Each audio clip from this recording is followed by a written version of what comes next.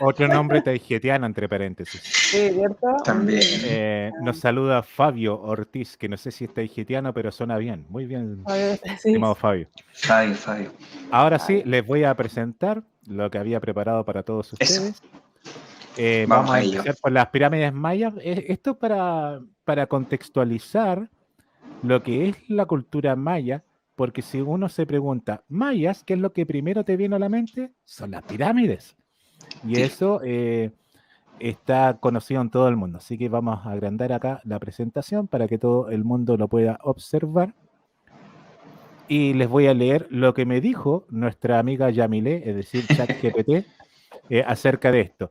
Ojo que acá en esta parte yo censuré a Yamile porque había unas partes como que yo encontré que estaban de más, que era como la versión del cabal, ¿ya? Que era, por ejemplo, la parte religiosa. O sea, decía, y por cierto, las pirámides eran un centro religioso, que los reyes, ya, esa parte la corté. Así que Gracias. la edité. Se ¿ya? le Pero agradece. de todas maneras tuve que poner algo porque si no hubiera editado todo el texto. Ah, Así ya. que veamos qué es lo que dice la oficialidad a través de Yamile. Las pirámides mayas son estructuras arquitectónicas emblemáticas que fueron construidas por la antigua civilización maya, que floreció en lo que hoy es América Central y el sureste de México, desde aproximadamente 2000 antes de Cristo. Como lo habíamos visto la semana pasada, estimados amigos, para los historiadores oficiales, nada puede venir antes del 2000 antes de Cristo cuando se trata de Mesoamérica. Si te sales de eso, bueno, te van a corretear de todas partes. ¿Ya? Hasta la llegada de los conquistadores españoles en el siglo XVI. Ahí se desarrolló esta cultura. Estas pirámides eran centros ceremoniales y políticos y formaban parte de ciudades más grandes y complejas que constituían el corazón de la cultura maya. Es decir, bueno, por lógica, las personas que habitaron estos territorios no utilizaron las pirámides como casas, sino que eran edificios públicos. Hasta ahí te la compro, ¿cierto? Esa idea, te compro que fue algo público. Pero siempre le ponen como el centro ceremonial, el centro religioso, como que hay como que fuerzan un poco las cosas. Pero donde sí les compro la lógica es que sí, se establece toda una población alrededor de estas pirámides, ¿ya? Como para estar cerca de ellas. Eso es lógico, es coherente. Pero veamos las características que nos menciona Yamilé en torno al diseño, por ejemplo, de las pirámides. ¿Qué nos dice? Dice que las pirámides mayas eran construcciones monumentales escalonadas. Eso es lo que las hace diferente de, por ejemplo, las egipcias, generalmente hechas de piedra caliza, tallada. Cada nivel tenía una estructura rectangular más pequeña que el nivel inferior, creando una serie de terrazas o plataformas. Fíjense, chicos, que yo me acuerdo cuando era un mozalbete, un chaval, que me había llamado la atención un documental de Egipto donde se tiraba la hipótesis de que las pirámides de Egipto no serían tan distintos a las pirámides mayas en el sentido de que se hizo por secciones, ¿ya? Entonces, a esas secciones le llamaron mastabas, donde se ponía una encima de la otra, una encima de la otra, y después ponían unas piedras ya cortadas en diagonal para hacerlas coincidir y que quedara con las caras lisas, que es lo que conocemos nosotros como pirámides. Y para eso, estas personas que estudiaron esto decían, mira, como prueba de esto, están las pirámides de Saqqara, que esas fueron las primeras pirámides que resultaron con ciertos errores a la hora de la construcción y por eso que están bastante deterioradas las pirámides de Saqqara. Entonces, se nos dice, se nos ha dicho en el colegio también, que el primer gran ensayo de pirámide en Egipto fue Saqqara y después realizaron las pirámides que todos conocemos como las pirámides de Giza. Entonces, a mí me llamó la atención eso y me doy cuenta como que quieren amoldar la historia, pensando que todas las culturas realicen el mismo tipo de construcción de la misma manera. por lo que hemos sabido a través de la divulgación taygetiana y esbaroniana, las pirámides van cambiando su fisonomía, su estructura, de acuerdo al pueblo, a la estética de quien la construyó. Entonces, para este lado del mundo, lo que es Mesoamérica al menos, claro, lo de las escalinatas es algo normal, no así las pirámides de Egipto. Vamos a ver, por ejemplo, esta imagen que yo la saqué de Dream, no, perdón, Imagine, que fue esta aplicación que me recomendó Benjamín, te recrea la pirámide de Chichén Itzá, eh, que es muy famosa porque es realmente, pero perfecta. Ustedes la ven, pero yo no le veo nada imperfecta a esta pirámide, está perfecta. Pero si se fijan en la parte de arriba, yo diría que es como el lugar principal de toda la pirámide, que toda la pirámide está basada para llegar a ese punto más alto, cosa muy distinta a las pirámides de Egipto, que lo principal no estaba en la cúspide, sino que estaba en el interior, esas cámaras que nosotros hoy conocemos. En cambio, las pirámides mayas se basan en lo que hay arriba, entonces tienen escalones para que puedan ser caminados, es decir, para que la gente los vaya subiendo, o sea, están hechos para eso. Los escalones están hechos para que una persona pueda subir y bajar por ellos, ¿ya? Distinto a las pirámides de Egipto, que si ustedes se fijan que son lisas, como un gallo que, bueno, yo digo un gallo, es un término chileno para decir un tipo, como un tipo que quiere llegar a la cúspide de la pirámide lo va a hacer por el lado externo, cuando es todo liso. Y sabemos que antes era mucho más lisa las pirámides de Egipto. Entonces, no, obviamente que al momento de construirlas, no están pensadas para que alguien las suba desde el exterior, sino que desde el interior, ¿ya? Y el propósito de las pirámides de Egipto no es llegar hasta arriba, pero sí el propósito de las pirámides mayas, ¿ya?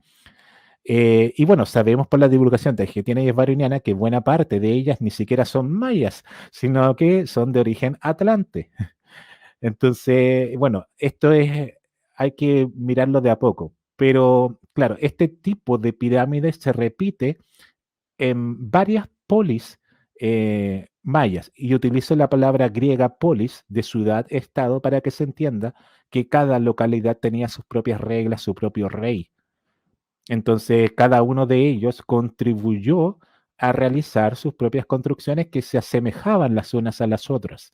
Por eso que después vamos a ver, por ejemplo, aquí dice el diseño, dice las pirámides mayas eran construcciones monumentales escalonadas, generalmente hechas de piedra. Es algo que se repite, ¿ya? Entonces, por eso que se habla que fue una misma civilización.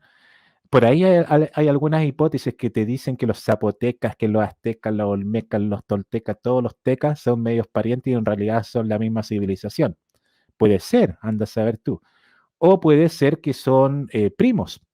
Tampoco es descartable eso. Entonces ahí yo se los dejo para que lo analicen. Pero a mi entender, si uno hace el ejercicio de mirar la pirámide, va a entender que lo fundamental es la parte de arriba. Ahora, ¿qué era lo de la parte de arriba? Eso ya es materia de discusión. Ahí está el uso. El uso, las pirámides mayas eran multifuncionales. ¿Ya? Esto es lo que dicen de manera oficial, se ha reconocido así. Y cumplían diferentes roles en la sociedad maya. Servían como templos religiosos. Ahora, ¿quién dijo eso? No sé, pero bueno. Sigamos. Plataformas para ceremonias, también otra hipótesis al voleo. Observatorios astronómicos, tal vez, sí, sí, sí, por ahí yo creo que va. Porque imagínense la vista espectacular que tendría una persona ahí en la cresta de la pirámide, ¿cierto? Sería semejante a los observatorios astronómicos que hoy tenemos. Sí. Eh, y más encima, estas ventanas que ustedes ven te obligan a mirar una parte del cielo. Mm, Entonces, porque tú no tienes la totalidad del cielo en esa punta de la pirámide, porque si quieres ver el cielo entero, ¿para qué te construye una pirámide? Mejor te vas a la punta del cerro, ¿cierto? En cambio claro. acá no. Tienes una estructura formal, muy bien delineada, todo específico para mirar cierta parte del cielo. y tumbas para gobernantes. Bueno, ahí sí, más de lo mismo. Y personas importantes.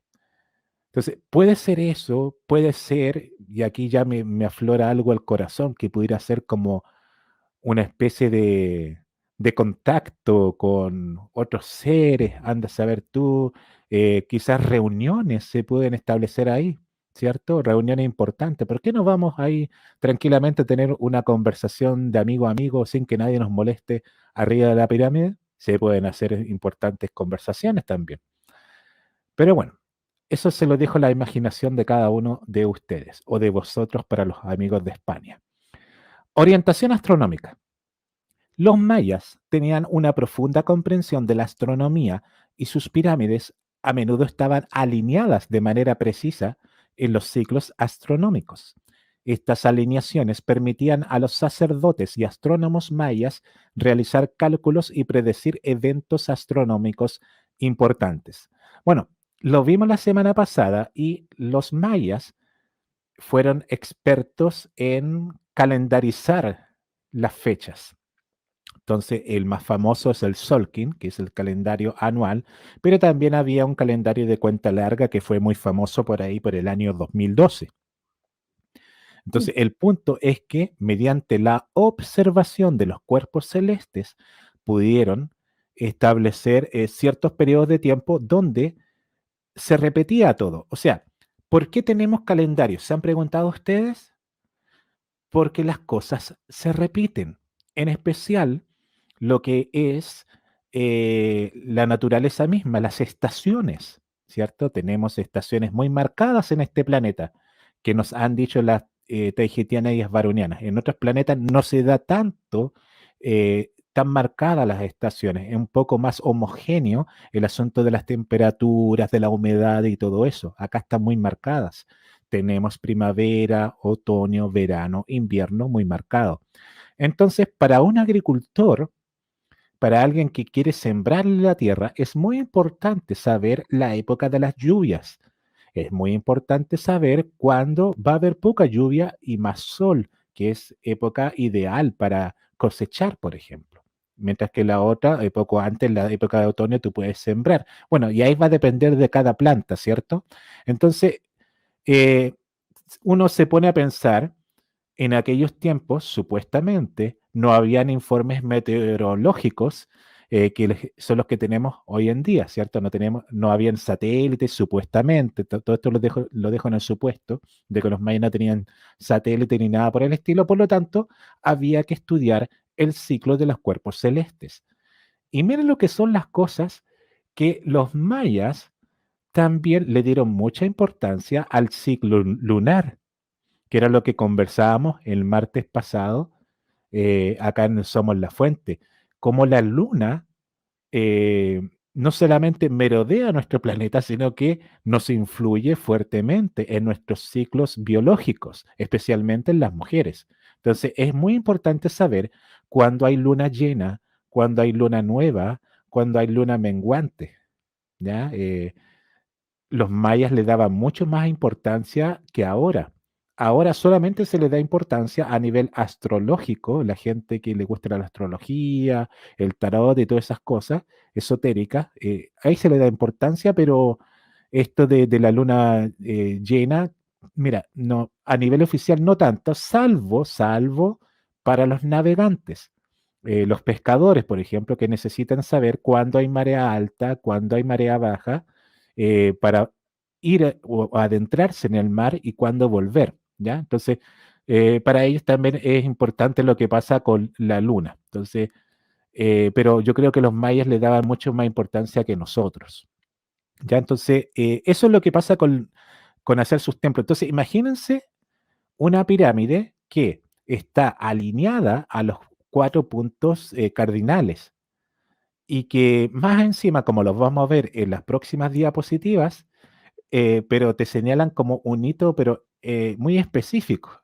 Y ahora lo vamos a ver a continuación. Entonces, no son estructuras para nada hechas de manera antojadiza, sino que están sumamente estudiadas. O sea, aquí hay alguien muy inteligente o personas muy inteligentes más bien que observan las estrellas, observan la geografía del lugar. Entonces, hay que establecer bien todo eso. Entonces, no te lo hace cualquiera, para nada. Sigamos, pirámides notables. Algunas de las pirámides mayas más conocidas incluyen el castillo, bueno, ese es el nombre actual, también conocida como el templo de Kukulcán en Chichén Itzá, la gran pirámide de Tikal en Guatemala, la pirámide de la serpiente emplumada de Teotihuacán, que aunque no es maya, tuvo influencia en la arquitectura maya. Bueno, Teotihuacán también, otra estructura compleja, bueno, es un sistema de pirámides, está el pirámide del Sol, pirámide de la Luna, etcétera, pero que los arqueólogos oficiales la ponen como alejada de lo que es el mundo maya. Y sabemos incluso que Teotihuacán estaba antes que la llegada de los mexicas o aztecas. Y también se dice que los teotihuacanos, es decir, que la gente que estaba en Teotihuacán y los olmecas eran como los papás fundadores de lo que iba a ser la civilización maya. Entonces, eso es lo que se dice de manera oficial, pero anda a saber tú que eran el mismo pueblo, ¿ya? Pero eso queda como, sí, queda como a criterio de cada uno, diría yo. Mm. Bueno, sigamos. Aquí está el más famoso. El templo. Aquí yo solamente me quise detener en este, solamente a modo de ejemplo. Ustedes en las casas pueden averiguar mucho más, hay un montón de estructuras, por lo que estuvimos conversando la semana pasada, pueden haber muchas estructuras perdidas en la selva que nadie tiene ni la menor idea que están ahí, solamente la gente del lugar, los lugareños, como suele mencionarse. Entonces, el templo de Kukulcán, también conocido como el castillo, es una de las estructuras más icónicas y emblemáticas de la antigua ciudad maya de Chichén Itzá, ubicada en la península de Yucatán, en México. Chichén Itzá es un sitio arqueológico de gran importancia y fue declarado Patrimonio de la Humanidad por la UNESCO en 1988, no hace mucho. Características del templo de Kukulcán. Arquitectura. El templo de Kukulcán es una impresionante pirámide escalonada de piedra caliza que se eleva a unos 30 metros de altura. Ahí ustedes se pueden fijar abajo las personas. Entonces, esa es la escala real. Imagínense ahí un Benjamín, una Elizabeth a esa altura y ahí están las pirámides mayas. ¿Ya? Entonces, esa es la envergadura. No es tan alto, 30 metros de altura, pero claramente por lo que se ve es realmente impresionante.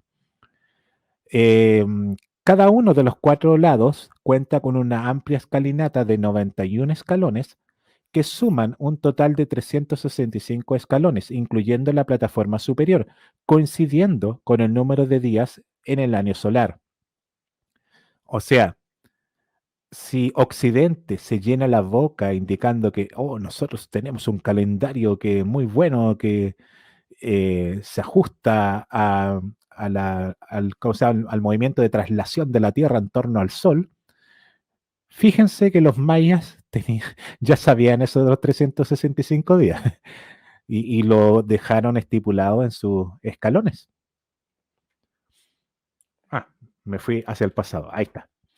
Además, cada equinoccio de primavera, eso era lo que yo les quería mencionar, cada equinoccio de primavera y otoño, es decir, cuando estamos a igual nivel, tanto el hemisferio norte como el hemisferio sur, estamos como a la mitad, ¿cierto? Una sombra se proyecta en la escalera principal, creando un efecto visual que se asemeja a la serpiente emplumada descendiendo por la pirámide. ¿Se fijan ahí? Qué bueno. Ahí está la sombra que por los rayos solares solamente muestran Sí. esa parte de la pirámide que se asemeja a una serpiente descendiendo de aquel lugar. ¿Qué nos quiere decir eso?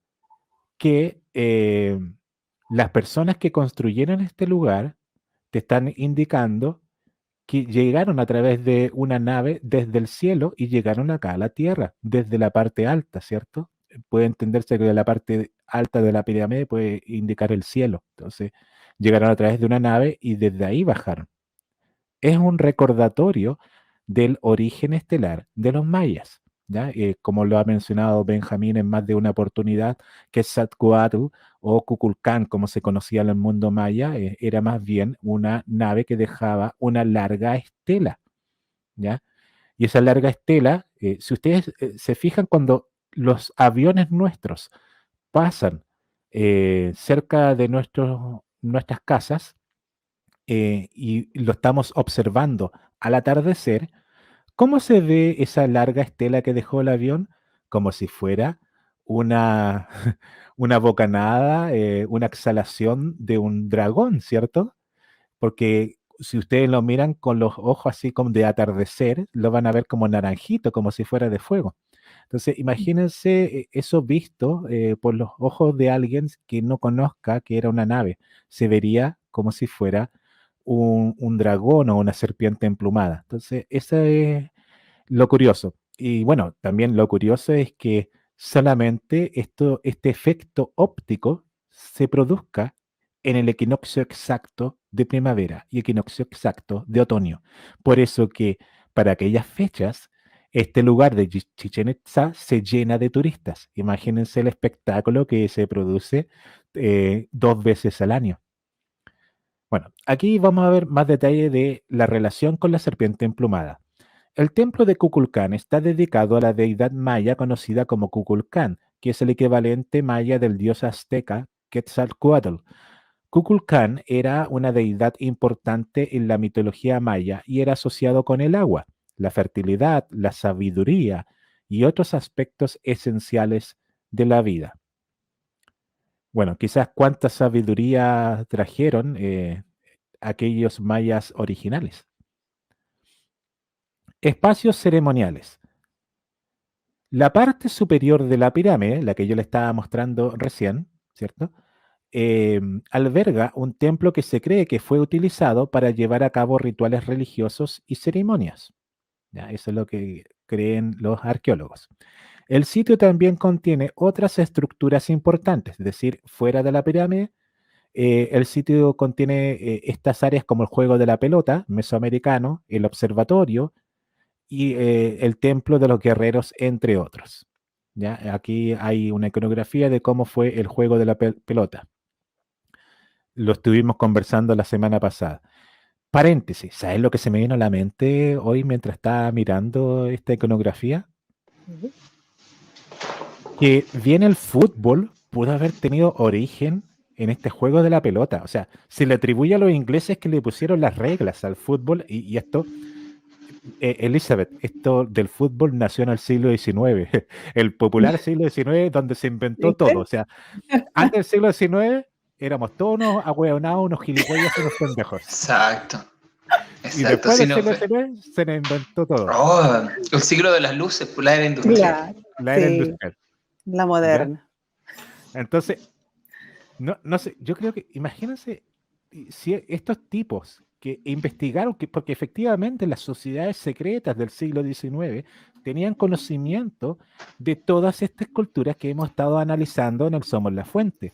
Entonces, imagínense, ellos, Claro. los ingleses, los que inventaron el fútbol, sabían, pero se los doy, pero jurado, que sabían de la existencia del juego de la pelota de los mayas.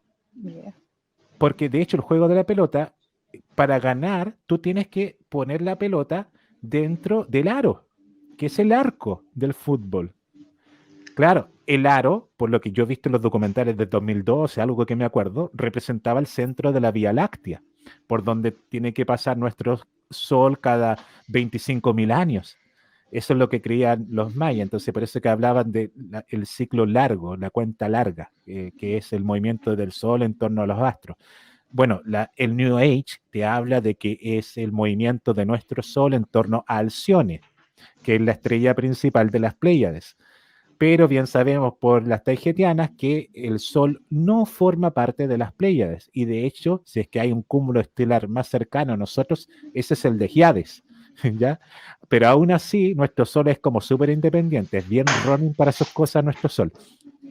Entonces, volviendo a esto, lo que a mí se me viene como el principio de género incluso, que el aro te representa la feminidad por donde entran las cosas. Mientras que la Claro. pelota podría Claro. ser el principio masculino, ¿cierto? Lo que fecunda. Lo que Claro. fecunda. Entonces sería como fecundar el óvulo, ¿cierto? Entonces Ahora, sería como el origen de la vida, lo que se está representando en este exacto. juego de pelota. ¿Qué ibas a decir, Benjamín? El Yahweh. El Yahweh. Oye, te iba a comentar que, claro, bueno, más allá, sí, efectivamente, da para pensar que puede descender, digamos, de este juego el fútbol, pero recuerda que me pasa lo que pasaba cuando le preguntaban por el piano. Yo creo que cualquier civilización que tenga una forma liviana probablemente juegue a la pelota. Así que un favor o sea, un voto a favor de la afición de Vitoto. Es probable que Eso, se excelente. juegue a la pelota en mucho. De hecho, creo que jugar con una pelota es como lo primero que uno hace cuando es chico, así como no sé, queréis patear algo, jugar con algo que rueda, va a ser como interacción. Es como algo, como una cosa como, ¿cómo se puede decir? Intrínseca al tener dos piernas. Sí. Ya. Es como Mira, que, por ejemplo, cualquier raza que tenga 10 dedos va a tener piano, independiente que sea aquí o en otra galaxia. Si tienen 3 dedos, tendrán otro instrumento, ¿me entienden? Es como que varía según las características del cuerpo físico. Mira, buen punto a analizar, estimado Benjamín, y te lo agradezco porque no se me había venido a la mente eso y yo creo que está muy relacionado. Eh, el éxito del fútbol radica en que es muy barato. ¿Por qué? Porque otros deportes, por ejemplo el tenis, tú tienes que tener una raqueta y unas pelotas de tenis, ¿cierto? Y varias pelotas de tenis. Y las raquetas no son fáciles de conseguir, tienen su precio, ¿cierto? Tienes que tener una cancha adecuada, tienes que tener tu red y todo el asunto, el cuidado. Entonces, no es para cualquiera el tenis. Te estoy dando solamente un ejemplo. También están los deportes náuticos que tú El necesitas golf. tener, el golf. Entonces, pero si tú te vas a los lugares pobres, ¿qué es lo más barato para tener? Una pelota. Una pelota. Y uno dice, pero es que no, es que el balón, el No, de fútbol, tiene un costo, pero no. Las poblaciones, las barriadas pobres, agarran, por ejemplo, unos calcetines, sí. lo enrollan y ya tienen una Sí, pelota. la pelota de calcetín. Pelota de calcetín y los arcos, tú los pones con ropa tuya, unas mochilas y ya tienes tu arco. Entonces, Ay, Sergio Rojas dice, yo jugaba con una pelota de medias. Las calcetines, lo mismo. ¿ven? Claro. Es eso. Entonces, ¿qué más barato que el fútbol? Lo otro es correr, ¿cierto? Entonces, por eso que, por ejemplo, en el África es un deporte muy, muy habitual el correr. Por eso que son excelentes atletas, típico que en la maratón gana un africano, ¿me entiendes? Pero el deporte colectivo en el que tú juegas con otros, dentro de lo más barato es el fútbol. Y los otros deportes, yo te diría, mira, quizás se enojen los amigos que les gusta el básquetbol o el voleibol con lo que voy a decir, pero para mí es solamente una derivación del fútbol. Así como Claro. puede ser el waterpolo o la equitación, no sé, son todas derivaciones de la pelota. El mismo Entonces, principio. el mismo principio. Entonces, que tú tienes un equipo contra otro equipo. Aunque como lo dijimos la semana pasada, por lo que nos han comentado los arqueólogos, anda a saber tú si es verdad, el equipo que perdía se le cortaba la cabeza. Entonces, Claro. ahí sí que dolía perder. Claro. Aquí, bueno, la única forma que tú te duela que pierdas es si eres colombiano y te haces un autogol en una final en una Copa del Mundo. Pasó eso. Yo no me entero, pasó eso. Pasó eso en Estados Unidos 94. Hubo un No tenía defensor idea. colombiano, estaba jugando Bueno. Colombia con Estados Unidos y se metió un autogol. Y después el defensor colombiano, porque Colombia no pasó la primera ronda, perdió con el local Estados Unidos, por primera vez en su historia, me parece. Colombia volvió y el futbolista estaba en un bar, y justo en un bar estaba gente de la mafia de Colombia que no aguantó el haber sido derrotados por Estados Unidos y le pegaron unos balazos terrible. y lo mataron. Me parece que era de apellido Escobar. Por Dios. Así que fue famoso. Fue famoso ese caso. Así que por eso te Por digo que Dios. si eres colombiano, vas a un mundial de fútbol y te hacen un autogol, bueno, pasa el mismo Da por ahí destino de los mayas. con lo que pasaba en el campo de pelota de los mayas. Exacto. Bueno, ese fue un paréntesis por si acaso, es que pero yo creo que es algo que nos dejaron los mayas a posterioridad y que los ingleses se atribuían que fueron los grandes inventores. Yo creo que fueron los grandes copiones de la historia de los ingleses. Indudablemente. A través Bueno, del cabal, por supuesto. a través del cabal. Bueno, Sí. si hay una chica inglesa por ahí que se sienta ofendida, esto estoy generalizando. Bueno, Bueno, sí, del pisco no hable porque ahí con los amigos peruanos también problema. no. Yo prefiero no pelear con los amigos peruanos, así que le Ah, regalo el no. pisco. Sí, le regalo el pisco. Total que los goles son nuestros. Bueno, Es- sigamos. Influencias arquitectónicas.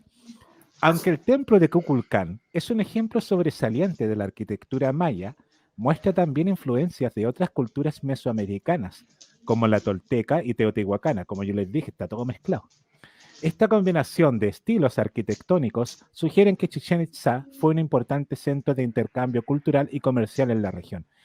Es decir, producto de la similitud entre las pirámides, las construcciones aledañas y todo, entre una ciudad-estado y otra ciudad-estado, daba a entender de que tenían una buena conversación entre estas ciudades. O sea, se respetaban que cada una tuviera un gobierno local, pero al mismo tiempo daba a entender de que pasaban en comercio, ¿ya? Y el comercio permitía una cultura más o menos similar. Pero aquí yo quise pasar a otro tema, a otra influencia maya que me llamó la atención en los últimos días, la última semana para ser exactos, que se los compartí a Benjamín y a Elizabeth, pero creo que es tiempo de compartírselo a todos ustedes. Pero veamos qué es lo que nos dice nuestra amiga Yamile al respecto. Estas estelas mayas. Las estelas mayas son monumentos de piedra tallada que desempeñaron un papel importante en la cultura y religión de la antigua civilización maya. Estas estelas se encuentran principalmente en las zonas donde los mayas tuvieron presencia, como en México, Belice, Guatemala, Honduras y El Salvador. Características físicas de las estelas mayas. Las estelas están hechas de piedra tallada, generalmente de piedra caliza, aunque en algunas ocasiones también se utilizaron otras rocas. Tienen una forma vertical y plana y puede variar en la altura desde unos pocos metros hasta más de 6 metros. O sea, era toda una figura monumental. O sea, si Occidente y otras culturas se pueden vanagloriar de las estatuas grandes, estatuas gigantes, ojo que los mayas tenían lo suyo, ¿eh? Miren, si ustedes pueden ver en pantalla, estamos viendo la estela de Copán en Honduras, perdón, en Mira, Honduras, sí, y está bastante bien elaborado. ¿Qué ibas a decir, Benjamín? es que justamente mi amigo Bill, con el que mi amigo dibujante, con el que él es de Honduras, que siempre me comparte fotos de este lugar, que yo siempre decía, oh, es en el patio de la casa. No, él me dijo que era como 6 horas, como decir que Nazca es el patio de Elizabeth. No, queda como a bastantes horas de viaje. Y precisamente estuve mirando lo de Copán, y Copán es el que tiene las estelas mejor preservadas y las más bonitas y las más complejas, y tiene un tremendas dependencias, y ahí uno va y pasea, te muestran los guacamayos de colores. Ay, espectacular Copán, así que ojalá algún día la vamos a incluir en el tour, chiquillo. Lo vamos a ir en un tour. Vamos a empezar en Costa Rica con las piedras, vamos a ir por Eso, Honduras a Copán, de ahí nos saltamos Qué rico. a Guatemala con Tikal y terminamos en Chichén Itzá, en México, y bueno, podemos pasar a Teotihuacán. Ahí todo, vamos hacia el norte, toda la vuelta. claro. Las estelas están decoradas con complejos relieves esculpidos en sus caras, que a menudo representan figuras humanas, por lo que podemos apreciar fácilmente, deidades, gobernantes, jeroglíficos y escenas mitológicas o históricas. Ya va a depender de cada estela. Algunas estelas también están acompañadas por textos glíficos. Bueno, glifos viene de piedra, ¿ya? Que proporcionan información sobre los eventos o ceremonias conmemorados. Significado y función de las estelas mayas. Las estelas se erigían para conmemorar eventos importantes como victorias militares, ascensos al trono de gobernantes, matrimonios reales o el final de un ciclo calendárico. también servían como registros históricos, pues los jeroglíficos tallados proporcionaban detalles sobre la vida y logros de las personas conmemoradas. Es decir, amigos, por lo que podemos apreciar, y yo creo que en este sentido sí le doy el beneplácito a los historiadores de estas zonas, que bien figuran como un afiche, como que están Claro. promocionando algo. Entonces, Sí. acá en nuestras calles, por ejemplo, cuando pasamos por el cine, ahí uno veía los afiches de las películas. Bueno, aquí están los afiches de aquellos tiempos. Entonces, para que se viera, se destacara a distancia, no servía que tú los dibujaras simplemente, pero si los dejabas como relieves, claramente es distinguible a bastantes metros, si ustedes lo Y por piensan de mucho esa tiempo. manera, y por mucho tiempo. Entonces, y llama la atención claramente, o sea, es todo un afiche publicitario, ¿ya? Pero yo tengo alguna hipótesis que ya se las voy a dar. Entonces, las estelas se erigían para conmemorar eventos, victorias militares, etcétera, etcétera. Y servían como registros históricos, también puede ser, ¿ya? Pues los jeroglíficos tallados proporcionaban detalles sobre la vida y logros de las personas conmemoradas. Las estelas estaban vinculadas a la religión y creencias mayas, ya que representaban a los gobernantes como mediadores entre el mundo terrenal y los dioses, y su erección estaba asociada con rituales y ceremonias sagradas. Algunas estelas estaban colocadas en lugares estratégicos dentro de las ciudades mayas, como plazas y templos, para mostrar el poder y la legitimidad del gobernante. La escritura glífica de las estelas mayas. Los glifos de las estelas mayas eran una forma de escritura jeroglífica que combinaba elementos pictóricos y abstractos para representar palabras, nombres, fechas y eventos. Qué bonito. Miren esa. La Lindo escritura arte. maya es una de las pocas escrituras precolombinas mesoamericanas que ha sido ampliamente descifrada, lo que ha permitido a los arqueólogos y epigrafistas comprender mejor la historia y la cultura de los mayas. Dicho sea de paso, amigos, no me acuerdo el nombre del tipo, pero estuve viendo un documental a mitad de semana donde señalaba que fue un ruso, un soviético, que nunca visitó la zona mesoamericana, pudo traducir los geoglifos mayas. Entonces, todos los estudios basados en cómo era la cultura maya, los gobernantes, la historia que hay detrás, a través de las estelas, fue hecha por un científico ruso, ¿ya? Mira. Bueno, ese era un paréntesis.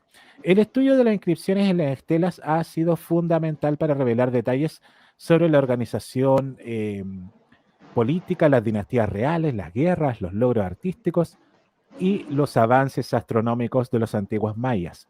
En la actualidad, las estelas mayas son un importante recurso para la investigación arqueológica y el entendimiento de la antigua civilización maya. Sin embargo, también enfrentan desafíos como el deterioro causado por el tiempo y la exposición a elementos naturales y humanos, así como la amenaza del saqueo y el comercio ilegal de artefactos arqueológicos. Esas son las amenazas que tienen las estelas. Pero antes de pasar a lo que yo les quería mostrar,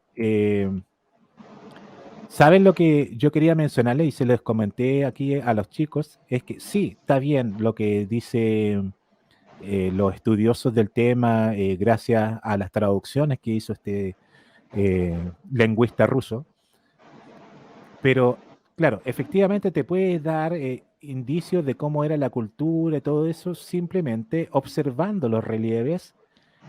Uno puede decir, oh, mira, esto Los está tocados. relacionado, los tocados, pudiera ser este rey que se llamaba tanto, que tuvo este periodo, etcétera, y ahí los van estudiando, o sea, de qué sirve para ese propósito, solamente observando los relieves, los glifos, ¿cierto? Pero lo que se me vino a la mente, y esto fue a propósito de mi amiga Elizabeth, y aquí volvemos a lo que estábamos conversando antes de ver estas diapositivas, en el sentido de que cuando uno de nosotros dice algo, le activa algo a la otra persona. Eso nos ha sucedido en todos estos programas. Entonces, cuando Elizabeth mostraba las cabezas olmecas, lo que se me vino a la mente, y yo lo dije así nada más, sin pensarlo, lo dije al aire, le dije, Elizabeth, a mí me da la impresión de que esas cabezas olmecas tienen un montón de información y la forma de obtener dicha información es tocando la cabeza olmeca con la palma de tu mano. Sí. Y Claro. después, cuando yo me estaba acostando, dije, oye, pero no solamente las cabezas olmecas, tú lo puedes llevar a las estelas mayas. Y ahí se me vino a la mente de que la mejor forma de obtener información de las estelas es tocando las estelas con las palmas de tu mano desnuda. Si bien uno puede utilizar guante y todo, pero yo creo que lo mejor para obtener la información es sentir la vibración que tiene esa roca. Porque, a ver, si echamos a andar la imaginación, imaginemos que no es como nos dicen los arqueólogos, que vino un escultor así como los que tenemos en la actualidad, que anda con un martillo y un cincel y está esculpiendo, ¿cierto? Y que de esa manera lo efectuaron. ¿Qué tal si imprimieron la imagen utilizando rayos tractores de una nave estelar y dejaron ese diseño? Si lo hicieron de esa manera, como creo yo, bien pudo haber quedado la vibración, la energía del rayo tractor impregnado en la roca que se ha transformado en esta escultura bastante impresionante. Entonces, una persona que es empática, intuitiva, lo suficiente, va a poder captar esa vibración y le va a llegar toda la información de la cultura que realizó esa estela. Y además, otra cosa que se me vino a la mente es que estas estelas, bien lo dice acá Yamile, que estaban erigidas en lugares públicos, especialmente debajo de pirámides. Entonces, si nosotros vemos las pirámides, uno puede apreciar que son, sí, muy bien elaboradas, bastante bonitas, hechas por una inteligencia, pero muy, muy buena, ¿cierto? Pero no te aporta mayores datos de aquella civilización, a no ser que tú tengas, por experiencia, haya estudiado por ahí, te haya llegado la información por otro lado. Sin embargo, si aparecen esas estelas debajo de las pirámides, a mi entender, es que esa es la carta presentación de los constructores de las pirámides. Entonces, si tú quieres averiguar cómo construyeron esas pirámides, quieres saber quiénes eran esas personas, cómo vivían, el propósito de ellas, la mejor forma es tocando la estela. Entonces, sería como una carta de presentación similar a lo que usamos nosotros hoy en día a estas cartas de presentación de los restaurantes, que hoy por hoy ya no existen de manera física, sino que Sí. te ponen una carta, Qué incluso aburrido. hasta en una servilleta, que tú Sí. escaneas el código QR Código en tu QR. teléfono móvil y te lleva a la página. Y ahí tú ves el menú y le dices a la persona que te atiende, oye, ¿me puedes traer esto que aparece en el menú? ¿Cierto? Entonces, imagínate que tú eres un visitante, no eres parte de esta cultura, sino que te invitaron, así como, hola, estimado Benjamín, ¿qué tal? Somos nosotros los mayas, oye, te queremos invitar aquí a pasear. Mira, esto lo hicieron nuestros ancestros. Pero le dicen, pero ¿sabes qué, Benjamín? Mejor, siempre Escanea. las palabras siempre como que no interpretan muy bien lo que quiso decir la persona original. Así que te recomiendo que toques la estela y ahí tú mismo te vas a Claro, dar cuenta. claro. Eso Entonces, imagínate, escanea. si tú eres empático intuitivo y bueno, para desarrollar esta empatía se hace con la práctica, estimados amigos, ¿ya? O sea, yo creo que todos los que somos semillas estelares, todos los que somos reales, tenemos la capacidad de descargar información del éter.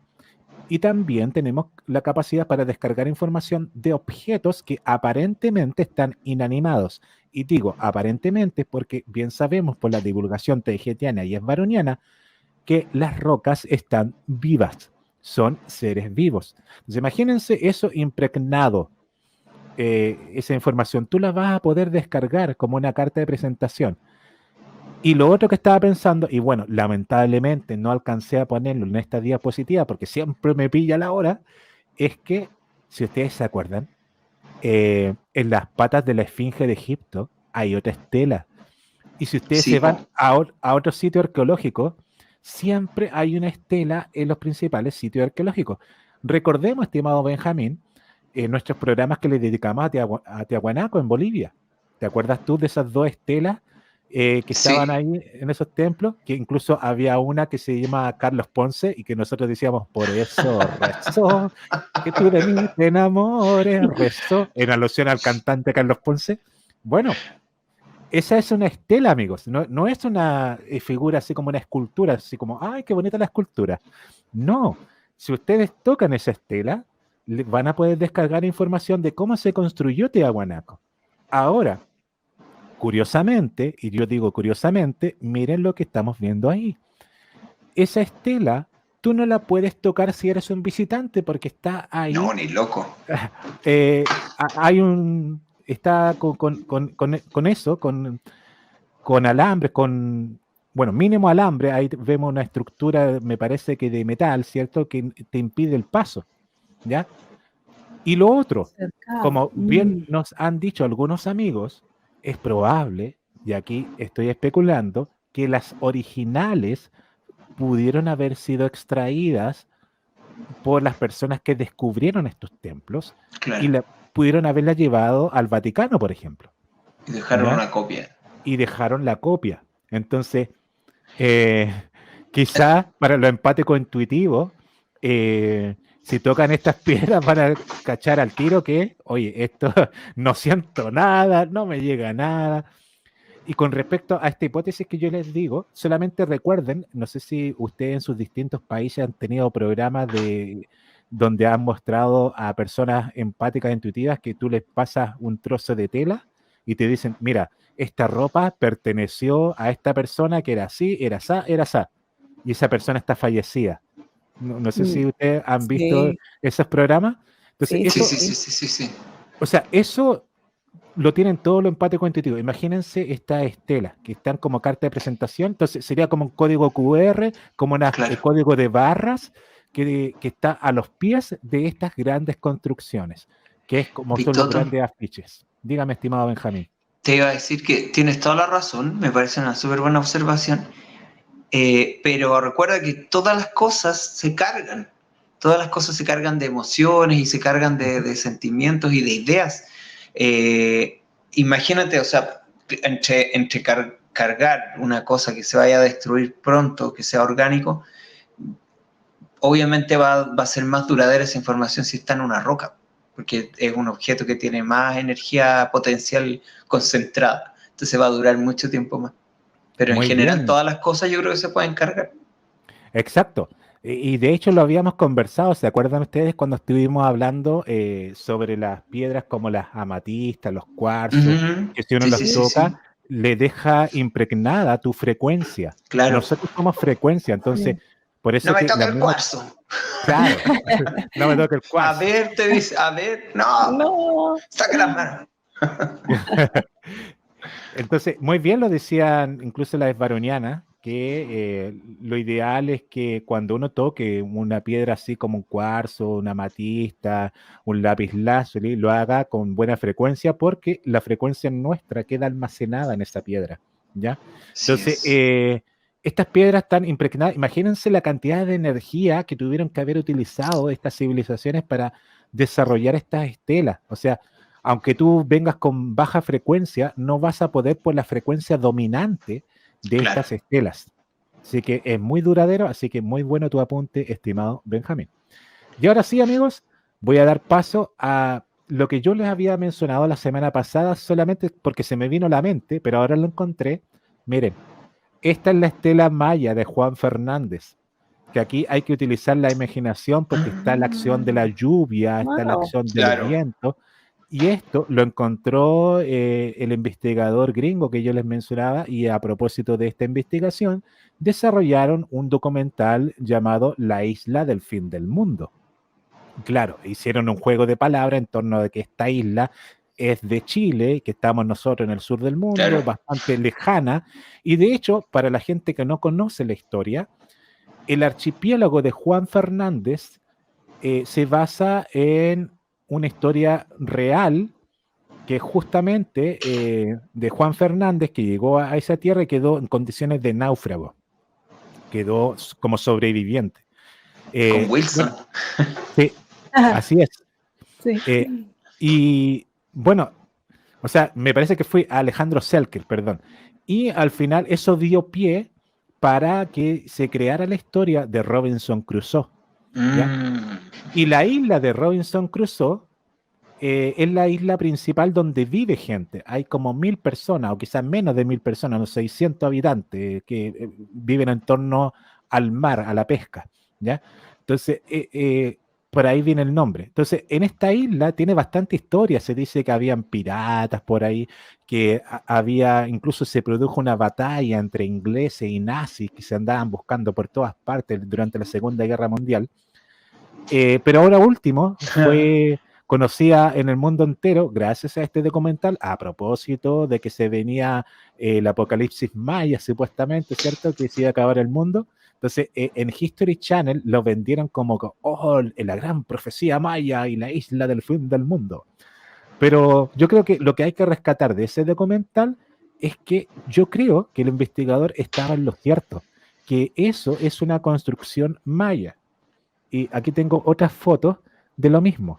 Así se ve desde la punta del cerro en Robinson Crusoe. Y tomando en consideración algo de imaginación, se vería así. Así se vio en su momento.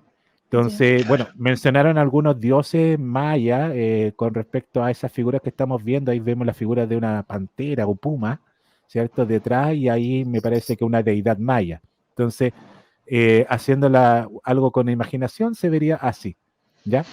Es que pasa, disculpa, Vito, pasa como un poco como la esfinge de Bosnia, ¿te acuerdas? Que casi no se nota lo que es. La Es como lo esfinge, mismo. producto de la erosión. Miren, fíjense que a esa altura el viento reinante es muy fuerte. Bien lo sabe toda la gente que vive en vestisquero, en acantilado, bueno, según como quieran llamarlo. Entonces ahí llega mucho viento, entonces la erosión es fuerte. Ahora, lo que decía este investigador, y que yo le encontré mucha razón, es que los mayas viajaron hasta ese punto remoto, porque es una isla remota, porque querían dejar vestigios de su civilización por algo. O sea, el investigador lamentablemente no había encontrado la respuesta exacta, pero él especulaba que quería decir algo que en ese punto, el 2012, se iba a ver algo en el cielo, muy específico.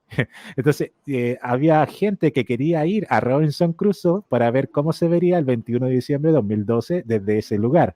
¿Me entienden? Ahora, lo que yo creo, lo que se me viene a la mente es que más bien los mayas estaban buscando las líneas ley. Entonces, llegaron hasta Juan Fernández y pusieron esta estela. Y esta hipótesis se me viene a la mente en el sentido de que todas las grandes construcciones de piedra están puestas sobre líneas ley, incluyendo los dólmenes, incluyendo las estelas, las pirámides, todas obedecían esto mismo. Si ustedes se van a Europa, hay líneas ley desde Inglaterra, pasando por Francia, Italia, Suiza. Entonces hay una línea en diagonal que se forma así. Entonces hay puntos X distantes dentro del planeta donde pasan verdaderas corrientes de Go negro que te provocan una alteración geomagnética del lugar y permite que las piedras puedan ser levantadas de manera más fácil, ¿ya? Como flotando. Entonces es más fácil, imagínate tú unos artefactos de sonido, poder elevar estas piedras y ponerlas en el lugar, en este caso en la punta del cerro. Y yo creo que todo eso efectivamente ayudó a potenciar la red electromagnética de la Tierra. En algunas civilizaciones con acceso a la electricidad bien pudieron utilizarlas como en el Egipto antiguo. Otros simplemente se pudieron haber estado beneficiados de esta tierra antigua llena de monumentos de piedra por estas líneas ley en el sentido de que elevó la frecuencia vibratoria de todo el planeta.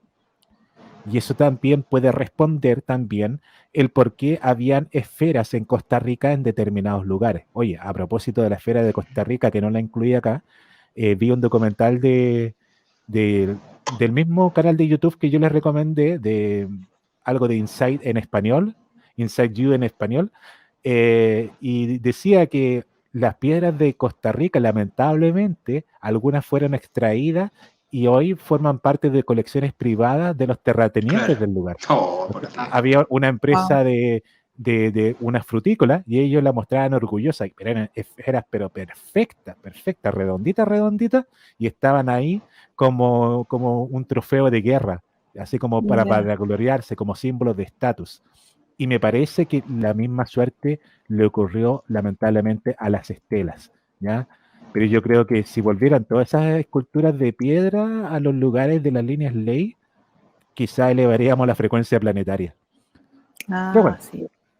¿Les puedo contar algo Ya. cortito? ¿ya ves? Cerquita acá de donde estoy viviendo hay una viña. Ya hacen un vino súper rico, una viña topísima. Tengo una amiga que trabaja ahí y todo. Pero resulta que sobre el cerro donde están las viñas hay unos petroglifos.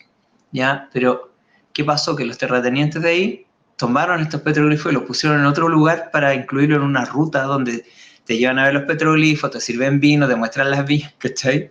Ya. Pero no están en el lugar, los movieron. Entonces, Obvio. Oye, pero lo que tú me cuentas no es algo aislado, Benjamín. De hecho, cuando yo estaba viendo la historia de las esferas de Costa Rica, esos empresarios sí, hay algunos que lo tenían ahí para vanagloriarse, pero de manera privada, pero hay otros que los pusieron justamente, tal como tú dices, en lugares estratégicos para el turismo. Entonces claro. lo movían de lugar, así como haciendo una ruta, o sea, como que todo Sí. haciéndolo a su manera y no se dan cuenta Mm, de que fueron puestos en lugares pero precisos. Por algo están ahí y solamente Exacto. ahí. Pero bueno, Exacto. anda a enseñarle a los pollos. Bueno, para eso tenemos a nuestra amiga Svaro que siempre nos deja algo y yo con esto termino, estimados amigos. Extraje una conversación entre Gocha y Svaro a propósito del origen estelar de las Pléyades, ¿cierto? Estaban hablando de las Pléyades y aquí hice un extracto de los mayas, Hopi, etcétera. Entonces, Svaro le decía a Gocha, hablando de razas no interestelares, porque estaban hablando de que no todas las razas de las Pléyades son interestelares, hay algunos que se quedan. Svaro dijo, por ejemplo, en Atlas tenemos a los Molus, que no son interestelares, pero en Maya tenemos de nuevo a otros Molus, llamados Molus Maya, que sí son interestelares siendo la misma raza. Gocha le responde, ok, ¿y los de Maya, Hopi, tienen que ver con nuestros mayas y nuestros Hopis? Porque había mencionado Svaro que habían mayas, Hopis y Molus girando en torno a la estrella Maya de las Pléyades. Svaro dice, son ellos, de ahí el nombre, ahí están. De ahí eran inicialmente los que tenían en la Tierra, eran colonias. ¿Ya? Entonces todo lo que estamos viendo acá es como la protocultura maya. Claro. Gocha dice, ¿tiene que ver físicamente con los mayas y hopis de ahora? Svaro, se ven casi iguales. Según entiendo, ya no tienen comunicación entre sí. O sea, ya los hopis de la estrella maya ya no visitan a los hopis de acá, ni tampoco los mayas de la estrella maya no están visitando a los mayas actuales. Svaro, ahora, sobre la civilización maya en Mesoamérica hay dos, y en la ciencia humana solo reconoce a una. Están los maya iniciales interestelares, quienes regresaron a casa y dejaron edificios y mucha influencia. Luego llegaron los protomayas y tomaron los edificios y las costumbres y los malinterpretaron, etc., como los sacrificios. Esto también sucedió en Egipto, que la cultura egipcia desde la edad de los grandes reyes hasta el año 50 a.C., cuando Julio César invade, solo tomó lo que había ahí como base de su propia interpretación de la civilización que estaba ahí antes que ellos. La esfinge y las pirámides preceden la civilización egipcia clásica, como las estructuras mayas preceden a las mayas modernas. ¿Ya? Así es que esto es pero ultra antiguo, así que olvídense del año 2000 a.C. Claro, claro. Gocha, ¿proto-mayas vinieron de dónde? Claro, porque habíamos dicho que los mayas, los auténticos mayas, fueron los que erigieron las pirámides mayas. Pero ¿qué claro. pasa con los proto-mayas, con los que llegaron después? Svaro dice, de las culturas que los rodeaban, como la tolteca, la olmeca y la azteca, entre otros, ¿ya? Que son pueblos que son parecidos, son como primos hermanos, ¿ya? Claro. Que llegaron a ocupar estas pirámides que ya estaban ahí. O sea, fueron los que Ocupi. llegaron a hacer un asado a estas pirámides. Y Gocha dice, ok, ¿y los Hopi? ¿Cómo se relaciona? ¿Pasó lo mismo? Porque ponen la lista Maya, Estrella Maya, la raza Hopi. Hopi están en Arizona, dice Gocha. Algunos se fueron a casa, otros murieron ahí y se incorporaron al ciclo de reencarnación de la Tierra. Otros se fundieron entre otras culturas o fundaron otras culturas. Por lo que yo sé, por ejemplo, los Hopi dieron lugar a los aztecas, ¿ya? Gocha, entonces, ¿Hopi de Arizona son también de Maya? Y Esvaro dice, sí, ¿ya? Para que todo el mundo ya lo capte. Así es que eso era lo que yo les tenía preparado para todos ustedes, estimados amigos. Espero que les haya gustado. Les doy la palabra a Elizabeth y luego a Benjamín sobre lo que acabamos de ver, mientras yo voy a ver los 92 comentarios que tengo sin leer que están en el chat. Así que denle nomás, estimados. Elizabeth. Oye, estaba pensando, la cultura maya, después, la que llegó después, los proto-maya, ¿tú crees de que ellos sabían leer estas estelas? ¿Eran así intuitivos? Yo creo que sí. Yo creo que... podían leer? Porque entre más tribales, entre comillas tribales, es una cultura, más, ¿cómo decirlo? Más empáticos son más espirituales. Nosotros, como bien decíamos al principio del programa, los del cabal tienden a decir que todos los que viven en tribu, así como sin grandes estructuras de piedra, son gente muy atrasada. Pero por lo que sabemos nosotros, esa gente que vive en clanes, en estructuras quizás de paja, de material ligero, son muy espirituales. Entonces, entre más espirituales, tienden a captar mejor la esencia de un lugar. ¿Me entiendes? Entonces, ellos pueden comunicarse incluso de manera telepática. Bien lo sabemos por otras culturas que habitaron en América, que estaban llenos de plumas, ¿cierto? Entonces, para conectarse mejor, o sea, yo creo que podían conectarse mejor con la naturaleza mucho más que nosotros, que estamos en la actualidad, de que se podían conectar mejor que nosotros, yo te lo doy firmado que sí. Claro, sí. Eso de hecho, sí. bueno, hasta en la cultura mapuche se ve, ellos tienen los ¿cómo se llaman? Los neumas. No me acuerdo, que son como los sueños que tienen cuando las machis, por ejemplo, para conectarse, cuando les baja información, es como está acceso al éter. No me acuerdo cómo se llama el nombre, pero con sueños también. Claro, porque ahí toda esa información hubiera tenido también información de todo tipo, o sea, también de tecnología, me imagino, tecnología avanzada, ¿no? Entonces me llama la atención qué podrían ellos haber sacado de esa estela, qué información. O sea, estos protos mayas lo hubieran aplicado, porque tenemos que pensar qué tipo de tecnología tenían, porque se sabe de que algunas culturas se quedaron con un poco de tecnologías, otras se quedaron sin nada. Entonces me gustaría ahí ver quizás qué tecnología tenían o no tenían nada. Sería bueno ver cómo eran sus casas, cómo, ¿no? Porque... ¿Sabes qué se me viene a la mente, Elizabeth? Algo que nos han comentado las chicas varunianas. Ellas nos pueden decir, pero con lujo de detalles, cómo funcionan las naves taijetianas. Y lo han hecho, por cierto. Hemos tenido un montón de videos hablando de eso. Sí. Pero otra cosa es que nos entreguen la información, pero exacta de cómo confeccionar la nave y que nosotros tengamos los elementos necesarios para confeccionar la nave.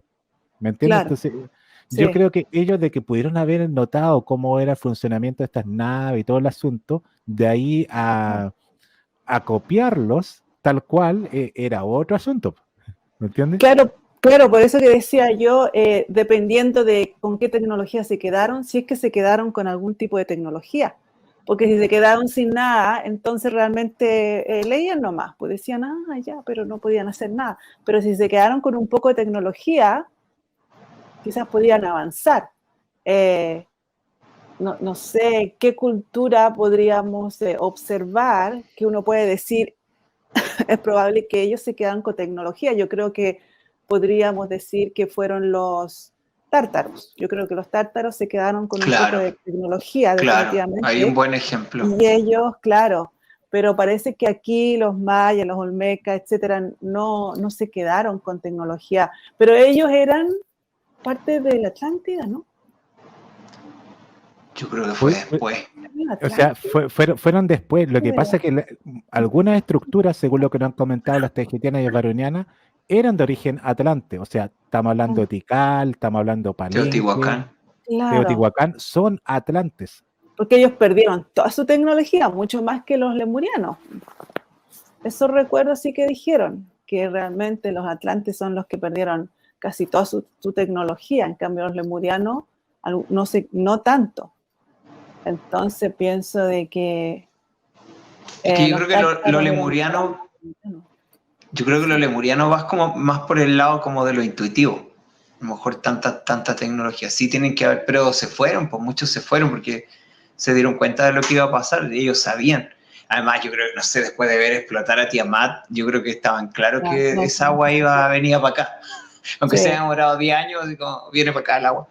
Vámonos, así como los que pudieron. Y los que no, bueno, como decía, se integraron a los ciclos de reencarnación. Claro. Claro. Sí, sería interesante ver qué tecnología, si es que quedó algo de tecnología. Claro. Pero ¿cómo la interpretaron? No. De repente. Claro, ¿cómo la interpretaron? Sí. Ahí quedé. Los mayas. Un misterio los mayas. Sí. Benjamín, ¿algo que añadir? Sí, mira, anoté algunas cosas que quería comentar. Hablaste acerca de los ciclos lunares y cómo la gente antigua se guiaba por los ciclos lunares. Hay un tip súper bueno que les puedo dar para que aprendan a ocupar, a pesar de que todo esto que sabemos de la luna, de esta realidad que se nos viene encima como un balde de agua, pero hay cosas para las cuales se ocupa la luna, ya sea por gravedad, y se ocupa en agricultura, en los ciclos naturales, en los ciclos de las mujeres, etc. Entonces, por ejemplo, yo tengo clientes que se cortan el pelo solo en luna creciente. Miren, y no es tan loco. Por ejemplo, en una planta, si yo necesito que la planta crezca y quiero dar fertilizante foliar, por ejemplo, fertilizar a través de las hojas, tengo que hacerlo en luna creciente, porque la energía de la planta va hacia arriba, porque la luna está más presente sobre la planta. Cuando necesito que la planta crezca hacia las raíces o que enraíce, aplico fertilizantes en luna menguante o en luna decreciente. Entonces, para el pelo es lo mismo. Se corta en luna creciente hasta la luna llena y después de la luna llena no se corta a no ser que uno quiere que no le crezca. Entonces eso es lo que le explico siempre a las clientes. Ahora, ¿cómo saber si la luna está creciente o menguante o si está creciente o decreciente? Hay que verla. Cuando tú la mires en el cielo y está como una C, para ese lado, con los cachitos hacia el lado derecho, es como una C decreciente. Cuando está con los cachitos hacia el otro lado, como una guatita de una D, es decreciente. Súper. Así me guío yo más o menos para saber, sin tener que estar viendo el teléfono, eso. Así que, pero es súper importante. Y recuerdo que cuando encontré esos dólmenes en el sur, la única persona que me supo decir algo fue la tía, la mamá de mi amigo. Me dijo, yo creo que se lo ocupaban los antiguos para temas de las cosechas y todo eso. Y yo también, por los estudios que he hecho en el cerro de acá, también seguían por los astros y por la aparición de las Pléyades, sobre todo para ver la agricultura y cómo se va a sembrar o cosechar para el año siguiente. Así que ese punto quería destacar de lo que había hablado Vitoto. Lo otro quería hablar con respecto a las estelas como instrucciones de uso de las pirámides. Yo dije, ¿cómo Vitoto obvio que Vitoto va a cachar de eso, se hizo las tablillas esmeralda, sí.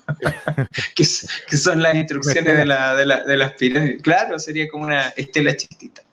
Y lo que yo les decía, perdón, Benjamín, lo que yo les decía por interno, y ahora lo voy a hacer público, se me había olvidado también, la misma palabra estela te lo está diciendo en la cara.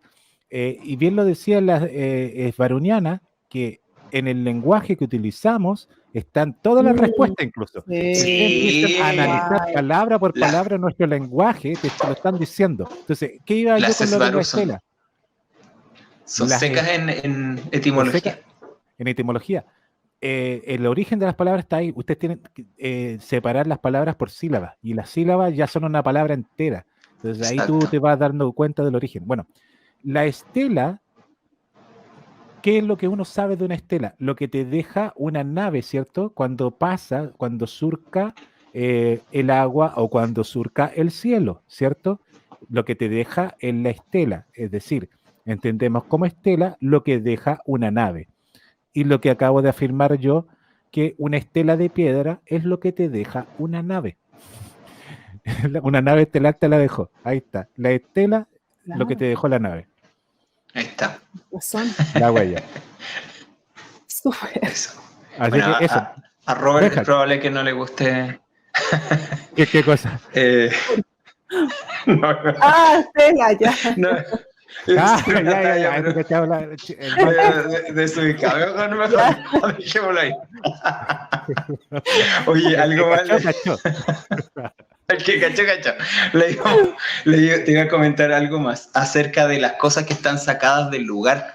¿Sabes tú que cuando estábamos planificando los temas para hablar, aparecía y estaba presente este tema de los atlantes de Tula, ¿ya? Y me pareció súper interesante. Dije, pero son atlantes. Y después empecé a averiguar, y la información que encontré en todas partes era que esos gigantes, esas 4 estatuas gigantes, no estaban ahí donde están, como en esta plataforma.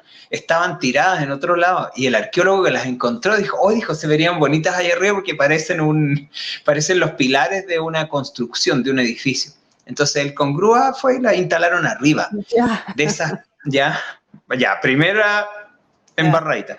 Segundo, el nombre Atlante que les pusieron, la única referencia que encontré, porque por supuesto en Información Matrix no iba a encontrar referencias hacia Atlántida, era que les recordaban a esta imagen de Atlas sosteniendo el mundo. Y por esa razón los llamaron Atlantes, pero no porque vinieran de Atlántida, según la información que encontré. Pero la única salvedad y conexión que nos podría llevar a esto es la existencia de esta tierra mítica llamada Aztlán, que les voy a hablar más ratito. ¿Ya? Ahí puede que se conecte con Atlántida, ¿ya? Entonces, no sé, tendría que ver más con respecto al tema de estos personajes, pero era una cosa así más o menos, como que lo sacaron del lugar. Entonces, como que ya, así como que, ya, estaba súper entusiasmado con el tema, así, después ya vi Información Matrix, no hay que estar ahí, así. Me cambié de tema al final, elegí el tema para hoy. Benja, otro paréntesis. A propósito de los atlantes. ¿Sabías tú que en México, hablando del fútbol, existen 2 clubes de fútbol que te hablan de los atlantes? Uno es el Atlas de Guadalajara. Mira. Que hacen alusión al Atlas que tú estabas diciendo. Y el que tiene el peso del mundo. Y eso lo sacaron de manera académica, porque eran chicos estudiantes de Guadalajara. Perfecto. Entonces dijeron un personaje, elijamos el Atlas. Claro. Y aparte que hace referencia como a grandeza, además. También. Y el otro es el Atlante, también. Así se llama un club de fútbol, el Atlante. Un club. Donde jugó Esteban Paredes, que fue el goleador máximo de Colo-Colo acá de Chile, y jugó en México en el Atlante, que ha estado cambiando de locación, me parece que ahora está en Cancún. Pero bueno, ese es un paréntesis futbolístico. Oye, pero es que bueno, de todas maneras, está súper presente, bueno, sí, como les decía, las tajetianas y las svarunianas especialmente son muy buenas en etimología. ¿Cómo es la palabra? ¿O estoy confundido? Con el significado del oculto de la palabra. Sí, ya, sí, estoy bien. Lo citan, bueno, como en el caso de desastre, por ejemplo, lo que hablabas recién, y está súper presente.